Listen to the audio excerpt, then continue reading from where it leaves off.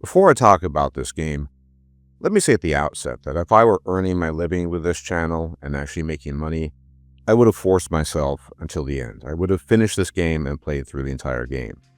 But as that's not the case, and life is short and I'm not young, I simply refuse to force myself to play a game that I don't like or even hate just for the sake of it. There's no point, there's no sense. So I end up playing about 10 hours, give or take, of Bloodlines 2. And I have to say, this game has been a massive, massive disappointment on every front.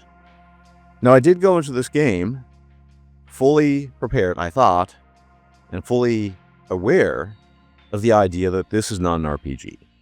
People had been warning for months, people who had played the demo. It is basically a kind of walking simulator that has elements of Dishonored. I was prepared for that. But I have to say, the level of bare boneness, so to speak, the complete lack of anything RPG related was a bit shocking. I mean, even in games like Dishonored, you have some choice in terms of ability, some choice in this or that, but this game just doesn't have that. So, suffice to say, if you're looking for an RPG in any way, shape, or form, this is not it. If you're looking for a worthy inheritor of the original Bloodlines game, this is not it.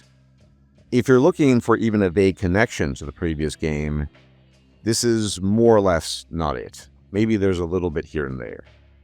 So, if you want a Bloodlines experience of the sort you formerly knew in the previous game, Bloodlines 2 is not it at all.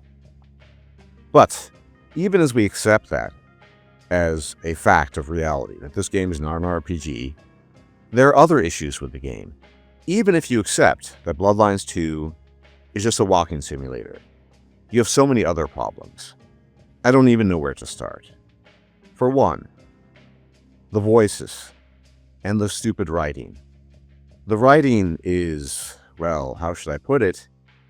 Anywhere from, at best, serviceable to terrible. Tons of characters have super cheesy lines, you know, the millennial sort, the ones that are just unfunny.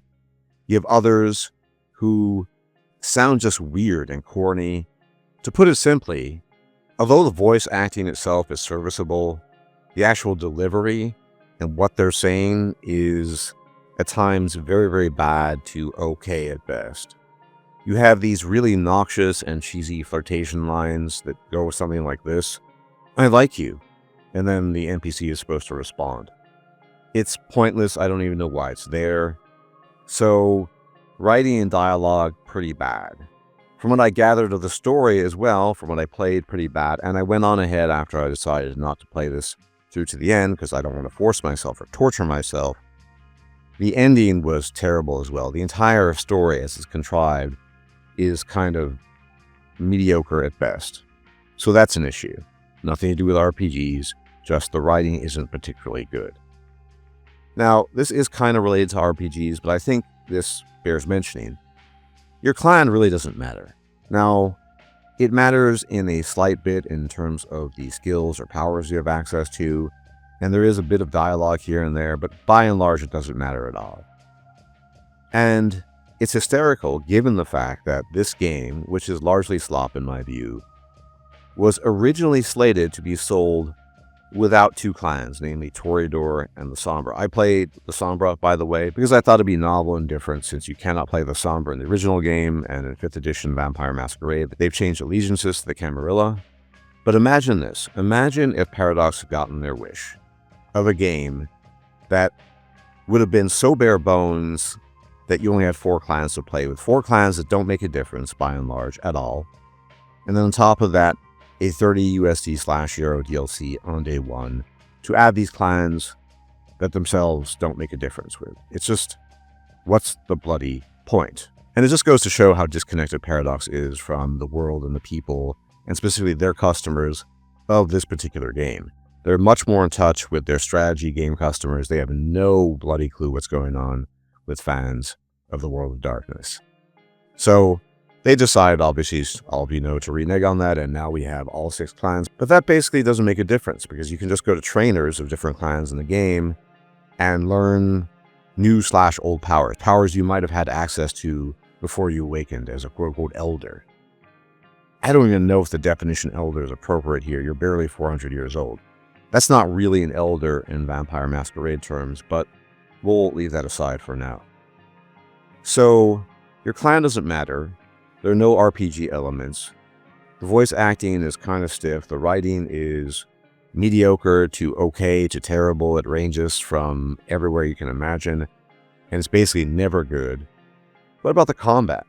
This game was slated to have really, really good combat, right? I mean, that's its selling point. It is a Dishonored clone wearing masquerade/vampire clothing, right? Well, I hate to say it, lords and ladies, but I got to disappoint here as well. The combat is very tedious and very boring. First off, there's basically no enemy variety, apart from bosses. The enemies are all the same. They're ghouls, dressed the same way, looking the same way, with occasional thin blood vampires. They all sound the same, they say the same things, they are all the same models. It just repeats itself again and again and again. They have the same moves. Very boring, very uninteresting. There's basically no enemy variety whatsoever. So, that wouldn't be bad enough, I guess. But the combat itself is pretty repetitive. And I think there's a tricky thing, and I don't even blame the Chinese room for this, but how do you strike the balance between being a super powerful vampire and an actual challenge? Now, a 400-year-old vampire, we don't know what generation Fire, that's another one whose name Fire is of, but is pretty powerful, usually a 400-year-old vampire. Depends on its generation. But the problem is your enemies are very powerful too. They can seriously mess you up. Now, you do awaken out of torpor as a kind of underpowered vampire, not at full strength for a variety of reasons due to the story. But even so, you can easily be overpowered. You often have too many enemies running around, that sort of thing. And then you have to talk about the boss fights. The boss fights are also tedious and spongy. Basically, you go through 3 different rounds, you reduce the enemy to a certain health meter, and then you have to do it again 3 times, and then they finally lose or relent or whatever. It's a pretty retarded mechanic, in my opinion. I'm trying to just think and struggle at the same time to enunciate something positive about this game. Something I thought was really stand out or good. But I can't. I cannot for the life of me. The snowy, wintry streets of Seattle are empty and dead. And not just because it's winter and nighttime. I mean, it's Christmas time in Seattle. And Seattle, the city, looks dead.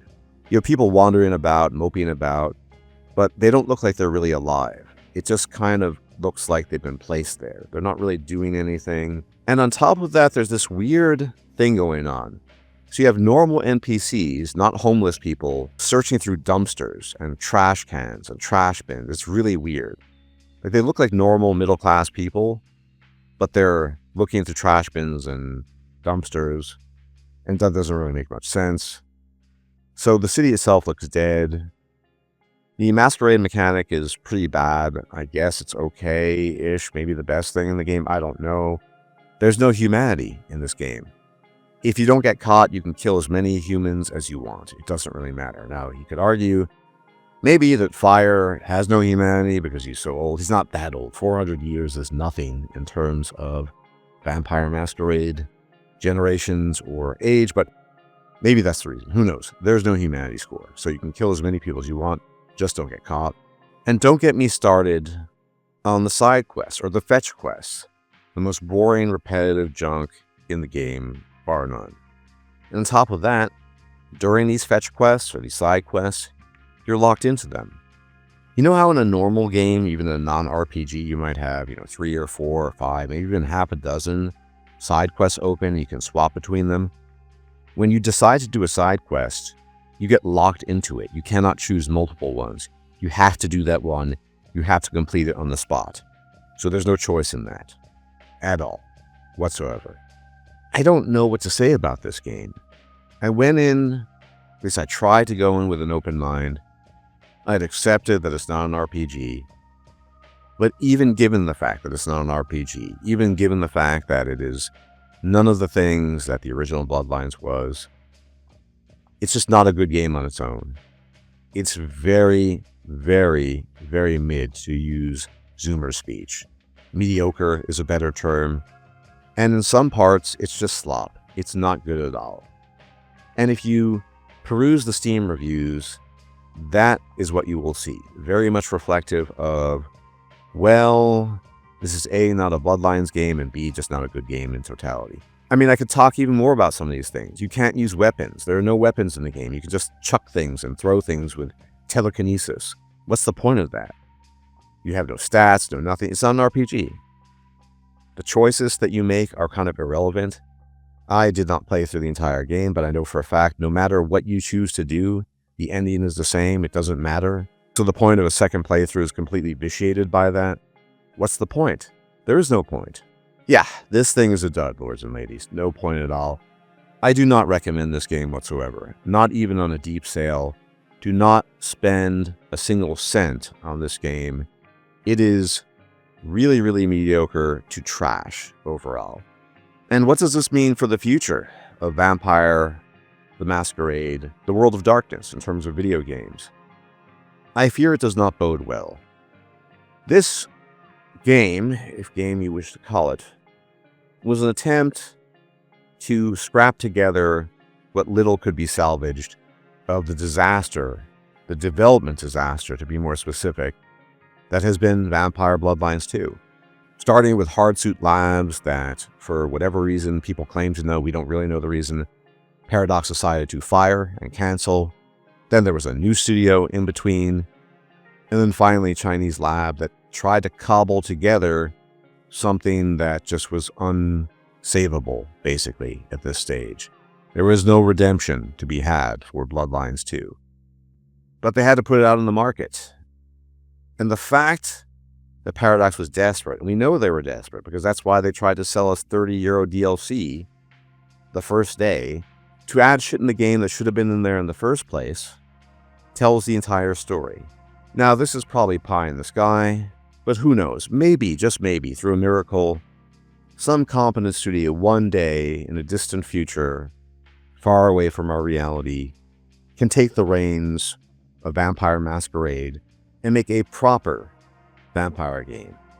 A proper Vampire Masquerade game with role-playing elements, weapons, choices, clans mattering, history, good dialogue, all these things.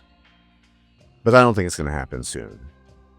I still pray to the gods at night for a miracle that maybe, just maybe in some alternative reality, Owlcat could take the reins. Maybe Paradox and or White Wolf could give them a license to allow them to attempt to make a good vampire game, because I know they could.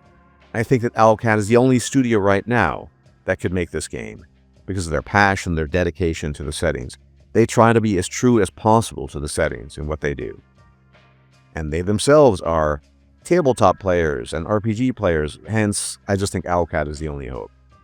And they're probably never going to do it. So, GG Vampire Masquerade franchise in terms of video games. This is not too different, ultimately, to what happened to Dragon Age, the IP, with the arrival and destruction that was wrought with Dragon Age, the Veilguard.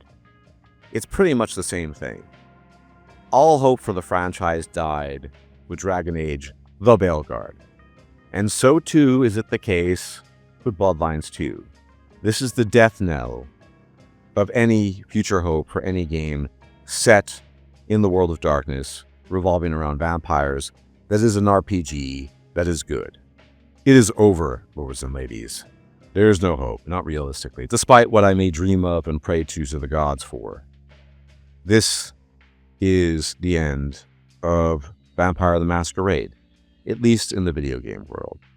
And a very sad end indeed. What else can I say? Don't get this game. Don't waste money. Don't waste your time on it.